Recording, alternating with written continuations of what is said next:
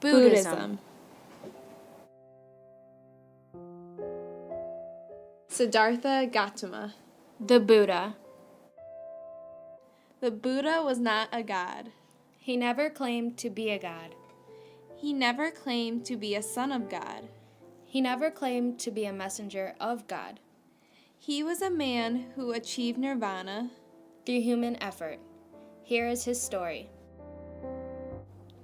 Born about 560 BC, Siddhartha was born into a family which belonged to the warrior class, and his father was the ruler of a small region in northern India. Being born into a position of worldly power, he was destined to become either a universal king or a Buddha. Said to have come out of his mother's side, Gautama at once strode several paces and declared that in this lifetime he would gain enlightenment. Gautama's father wanted him to become a universal king, pampering him with the comforts of the palace. Despite his father's attempts to shield him from harsh realities of the world, Gautama experienced the 4 passing sights.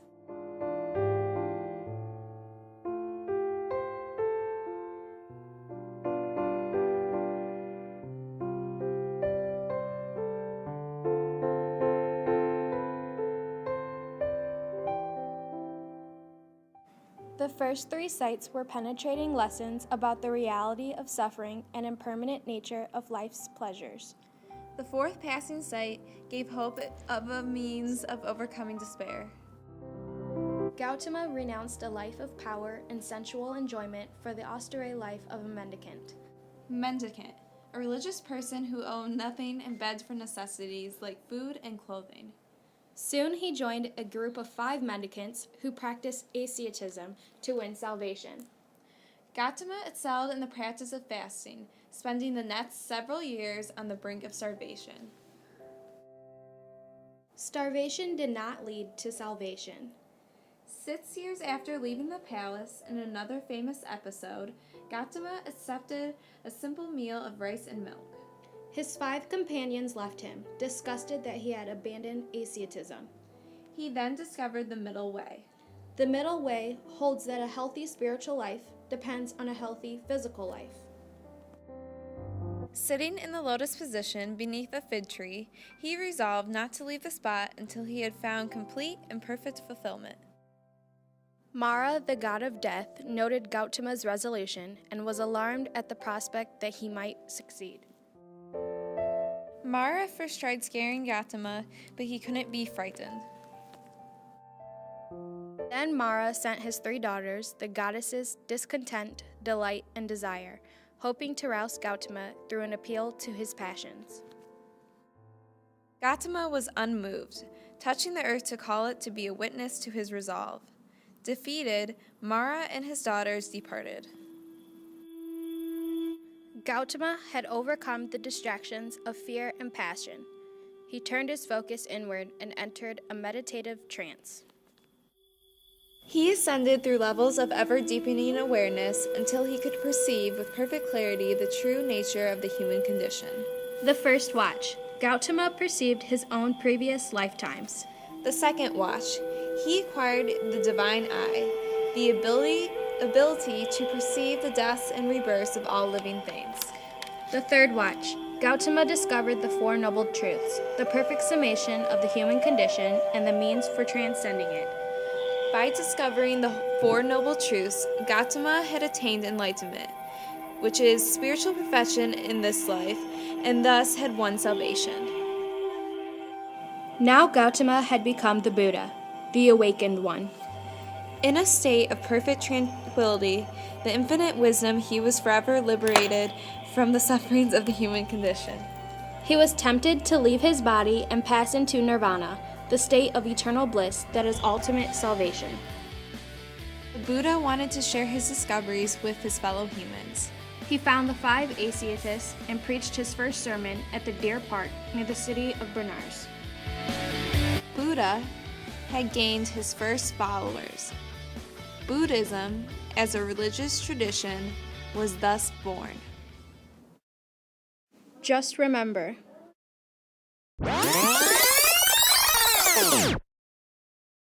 The Buddha was not a god. He never claimed to be a god. He never claimed to be a son of God. He never claimed to be a messenger of God. He was a man who achieved nirvana through human effort.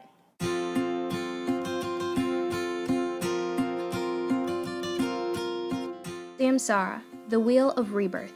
Inhabitants of all these realms are generally destined to continue being reborn in one realm or another. Liberation from samsara is nirvana.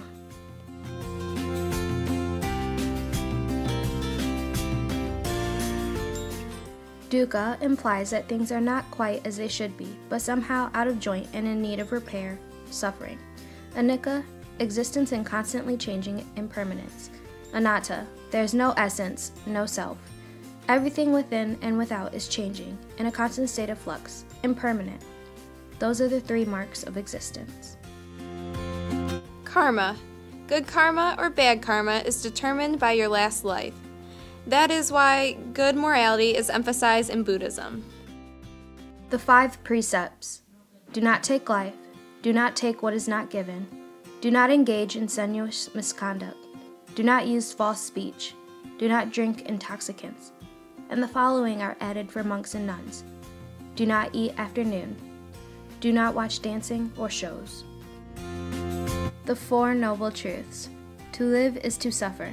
Suffering is caused by desire. Suffering can be brought to cessation. The solution to suffering is the Noble Eightfold Path.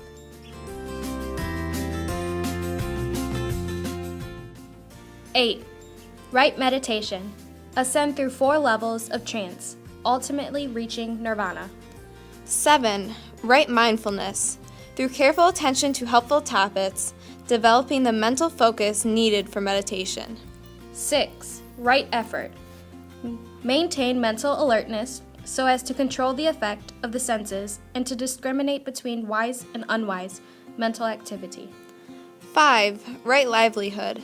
Abstain from occupations that harm living beings, such as selling weapons, selling liquor, butchering, hunting, or being a soldier. 4. Right conduct. Live morally by obeying the 5 precepts for all Buddhists, or 10 precepts for monks and nuns.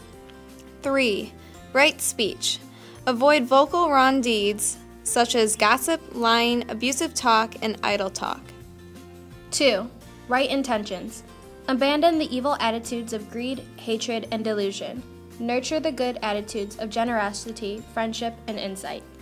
1. Right views.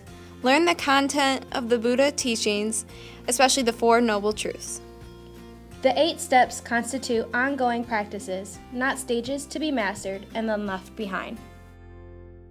Enlightenment and Nirvana. Enlightenment. One is still engaged in the affairs of this world, but no longer attached to them, perfectly compassionate toward all living things. In enlightenment, the goal is to go through nirvana. Nirvana, the total cessation of suffering, and thus is absolute peace.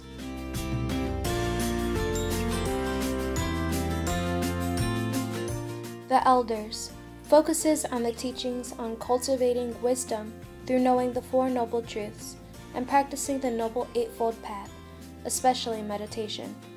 Final aim is to enter nirvana. Natural emphasis on monastic life. Capable of entering into nirvana, motivated by compassion. Bodhisattvas, Buddhas in the making. Salvation through the infinite grace of the compassionate Buddha.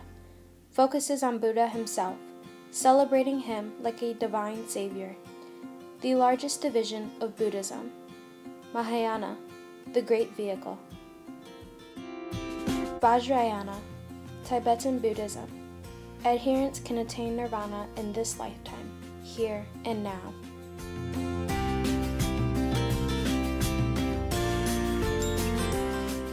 The Buddhist New Year is celebrated on different days throughout the world. In Theravadan countries, the New Year is celebrated for 3 days from the first full moon day in April. In Mahayana countries, the New Year usually starts on the first full moon day in January. Tibetan Buddhists generally celebrate it in March. Vesak is the birthday of the Buddha and the most important festival in Buddhism. On the first full moon day in May, Buddhists all over the world celebrate the birth, enlightenment, and death of the Buddha in a single day. On this day, the laity offered new robes and other necessities to the monks and nuns. The Buddha used the example of a wild elephant that is harnessed to a tame one to train to teach that a person new to Buddhism should be helped by an older Buddhist. To mark this saying, Thai Buddhists hold an elephant festival on the third Saturday in November. It is believed that the gates of hell are opened on the first day of the 8th lunar month, and ghosts may visit the world for 15 days. Food offerings are made during this time to relieve the sufferings of the ghosts. On the 15th day, Ancestor Day, people visit cemeteries to make offerings to the departed ancestors.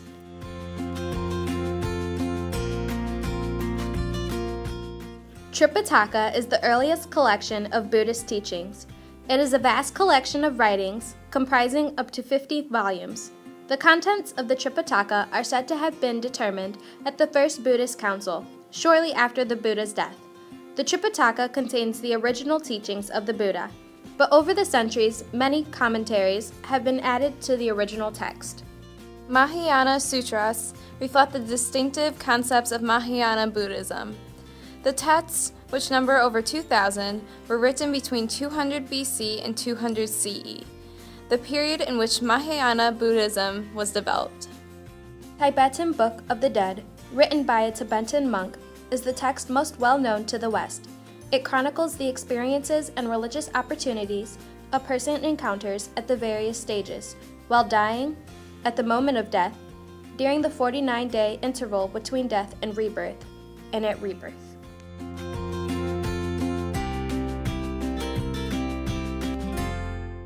Mudras, choreographed hand movements used in the rituals of Vajrayana.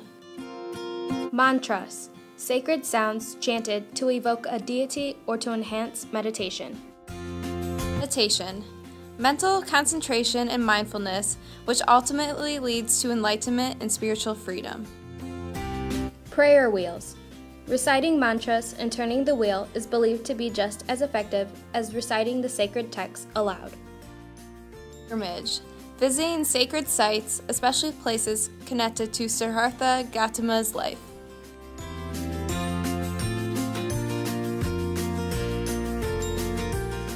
Christ changed the world more profoundly because he taught us all teachings about life, God, death, salvation, and how to love, as well as bringing forth faith and hope. Buddha taught us how to give up selfish desires and stress to do what is right for the sake of others because it's the common sense thing to do. Buddha stressed individuality, but it is our human nature to want some type of relationship with another person. Hence, God made Adam and Eve, made man and woman to keep each other company. Christ brings us hope through salvation and heaven. Buddhism brings us stress, concern, and confusion on what to expect after death, what to work for during life, and how to be the best you can be.